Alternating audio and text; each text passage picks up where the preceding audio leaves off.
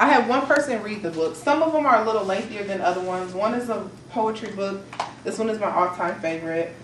This one's a pretty short book. I'm going to talk about them. And then this one is amazing. Vashti. Okay, so sorry if you've read these books before. I'm just going to go over them very quickly. This book, The Dot, is about a little girl. Her name is Vashti. And she hates art class. She's miserable. I can't do this. This is stupid. I don't know what to do. I'm not going to do anything. I'm just going to sit here. And I have an attitude. And so the teacher was like, you need to do something. And so she does this one, to her, just little thing. And her teacher turns it into something humongous. And it just is huge. And it uplifts her. And it's just absolutely amazing. So you will read to find out what the teacher did to inspire her. And then how she got to the point, the end of bibliotherapy, and she was able to take what internalized her to help someone else. And so you will get to read about this one. And then, can I put these here? I promise they won't fall in the food, everybody. I'm not worried about them falling in the food. I'm more worried about the food getting on them. So. This book is called Courage, and it is just a book about a whole lot of different ways to be courageous. Some are like, oh my gosh, you climbed a mountain, that's amazing. And some are like, dude, I went to sleep without a nightlight. So, really, really cute. I actually am teaching summer school this year with my babies at Walnut Hill. And we just did this activity today, Saturday. We did this activity on Thursday. And we read the book Courage, and I had them split their paper, their top half into 4, and then their bottom half into 4, and number it. So they had 1 through 4 and 1 through 4, and they wrote about how they were courageous. And I have a lot of, our school, the population, we have, don't quote me, do you know how many different languages there are? A lot. Yeah, it's like 14 different languages at our school, if not more, not exaggeration, like 14. And so I have, this particular class, I have a lot of Burmese and Korean children. And this is my first time working, like I haven't had any that don't speak English. I had some with that's their culture, that's their ethnicity, but I haven't had any who really just are like, I'm just hearing you talk and I don't know what's going on. So I had a really cool aha moment, absolutely amazing. One of my little girls, this isn't hers, but I'll tell you about her in a minute. But anyway, one of the pictures says, I showed courage when I had to leave my country, because obviously they're in the USA now. I showed courage when I was lonely and I read instead of crying. I showed courage when I jumped out of a window.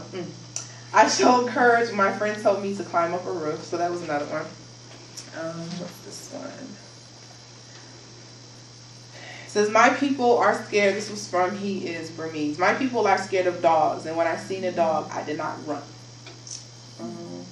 Courage was when I came to school for the first time. And I have a translator in the room, so he helped me with this part of it.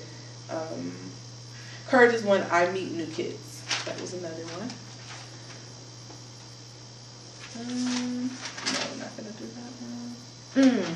This one, this little boy talked about a death in his family. I showed courage when I had to say goodbye to my grandma and grandpa. And this one talked about I showed courage when I got in the water to swim for the first time. So again, just something as simple as that, but they understand what it means. And so yesterday I had a girl come in. She was like, Miss Wilson, I have, and I was like, courage? Yes, I show it. I said, what did you do? And she said yesterday she rode her bike down a hill for the first time. So I was like, oh, you got it. So that was really cool. So just again, those types of little experiences that they are able to experience through different books and having those types of discussions.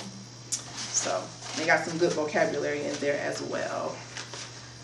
So talk about courage. I'm going to do this. Well, let me hurry up and do this one because I've even said the book verbatim to you. Okay, this book is called Those Shoes. I really do think I know it verbatim. So, yeah. I do. I read it I don't know how many times. But anyway, it's my all-time favorite book. And now I have 3. I've ordered another copy. And I only keep one in class because they can't touch the other ones. But it's called Those Shoes. I probably said that twice already. And Jeremy wants these shoes really, really bad. And he can't afford them.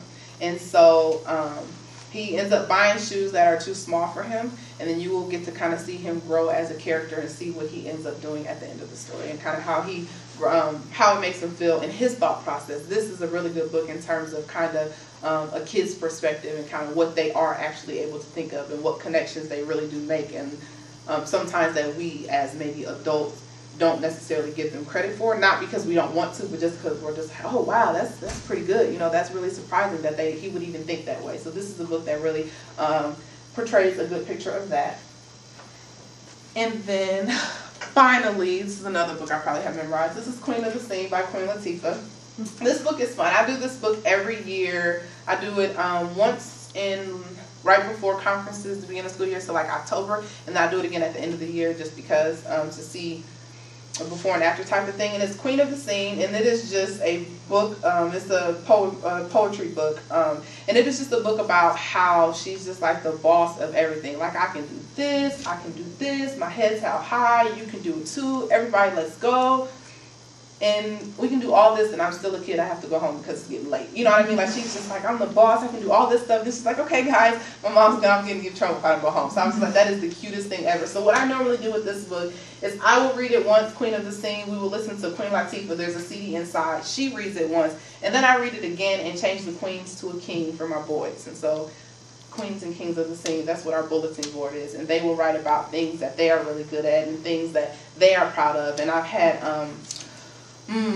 one is that his mom, she was really sweet. One of my boys in class this past year, his mom, they just kind of had a hard one, to a divorce, to living in a shelter. He was in a shelter for 1 month before I knew he was in a shelter. Like, his personality, he was a little bit more quiet than normal, but he still just kind of kept faith and kept on chugging along, you know what I mean? And they just went through a lot. And so his King of the Scene was, he was the best son.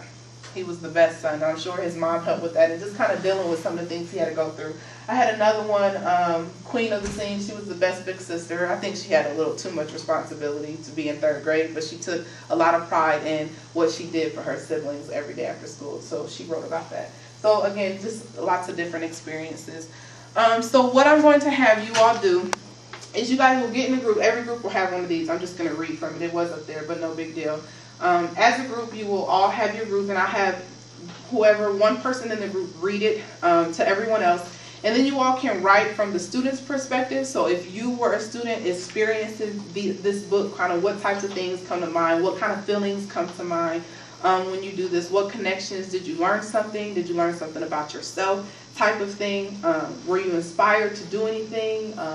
What would you have done differently? Those types of ideas.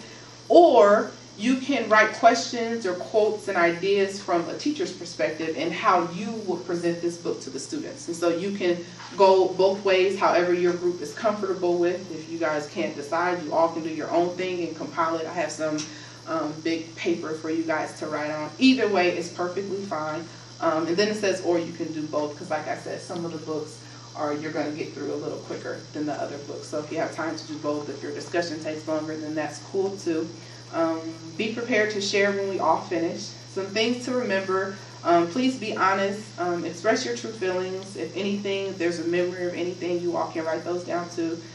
Any motivation things, anything that's inspirational that you got from these books, whether it be, like I said, from your own personal experience, whether it be from a professional aspect in terms of what you want, how you would like to present these books to students or youth that you work with, or if you are the kid, how would you experience and internalize this book? So either one of those 3 components are fine. Any aha moments and connections, similarities, and differences. Then I said, if you have any questions about the book or anything else, hopefully I can answer them, and that is on here. You can write those on there as well. And then whatever else comes to mind is cool with me. Any other questions? Is our task clear? Okay.